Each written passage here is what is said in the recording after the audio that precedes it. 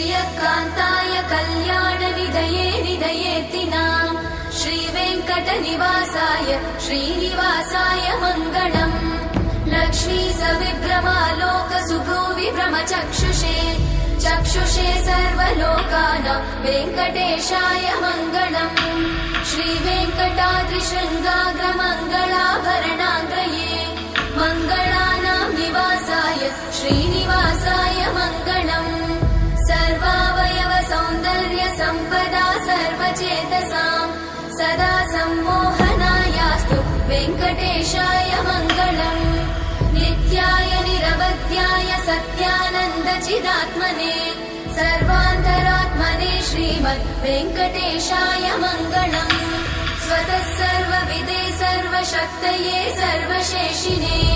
सुलभाय सुशीलाय वेङ्कटेशाय मङ्गलम्